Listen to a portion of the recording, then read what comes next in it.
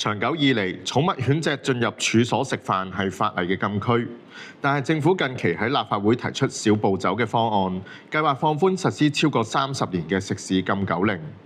140蚊批注費嘅背後，到底係咪真係做到人寵共融，甚至可以帶動經濟發展呢？歡迎收睇議會開箱，我係李思朗，我係黃宗衛。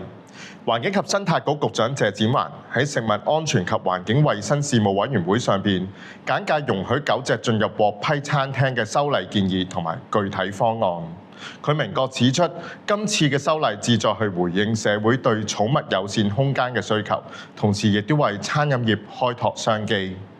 根據局方提交嘅文件呢一套小步走嘅方案並唔係全面開放，政府設定咗多重限制。首先係試行名額。首階段預計只係會批出500到1000個名額嘅啫，並且仲會透過抽籤分配。其次係類型限制，考慮到高溫安全風險火鍋店同埋燒肉店係暫時不獲處理㗎。除咗宏觀嘅政策，前線監管嘅細節更加係關鍵。食環署代表喺會議入邊詳列咗針對狗主同埋食肆嘅具體規範。獲批准嘅食肆就必須張貼一個標示。咁獲批准之後係只需要俾140蚊更改牌照嘅費用啦。我哋都會訂明食肆同埋顧客管控狗隻嘅責任，需要以不超過1.5嘅牽引帶控制狗隻，由成人揸住啦，或者綁響一啲固定嘅附着物上邊。亦都係禁止法例訂明嘅已知危險狗隻同埋格鬥狗隻進入餐廳。我哋建議唔可以喺餐廳入邊烹煮或者準備狗用嘅食物，亦都係唔可以容許狗隻使用餐廳可重用嘅餐具，唔可以俾狗隻上台。嗱，我哋嘅計劃係根據4項原則嚟到擬定新措施嘅執行嘅方案嘅。咁啊，包括第一就係有選擇，第二就係要安全同埋環境衛生。咁啊，第三就係我哋要盡量減輕遵規嘅成本。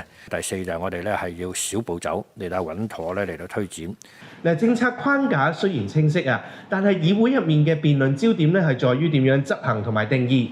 何俊賢議員就針對寵物上餐台係提出咗具體嘅質詢。佢指出如果規管唔清晰，前線員工同埋狗主極之容易產生摩擦。佢更加以觸電為例，指出寵物嘅吠叫可能會引致連鎖嘅安全反應㗎。例如唔俾狗隻上桌，係咪全隻上去啊？2隻手掂上去就計數啦。我雖然喺燒烤店、火鍋店，你係唔俾佢去申請啫，但係香港社會有好多五花八門嘅一啲食肆粥店其實我都覺得未必完全係合適嘅。狗隻呢一方面其實係牽涉嗰個保險層面係需要特別去關注。約束嗰隻狗個行為一定係狗主嘅責任嚟嘅。咁我哋亦都同保險界係喺度嚟到聯絡過，係可以買到保險嘅，係可以買到保險嘅。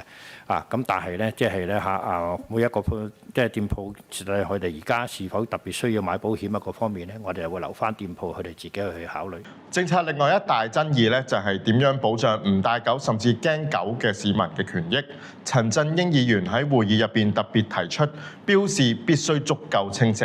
佢亦都擔心，如果有驚貓狗嘅市民喺唔知情嘅情況之下進入餐廳，可能會感到不知所措。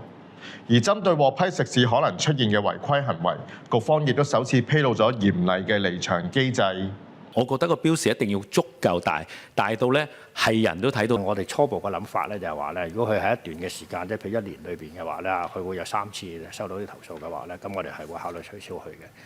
到底呢一項政策嘅成敗係取決於140蚊批注費背後嘅規矩，定抑或取決於狗主同非狗主之間能唔能夠達成互諒嘅公德標準呢？政府預計係會喺今年第一季向立法會正式提交修訂建議。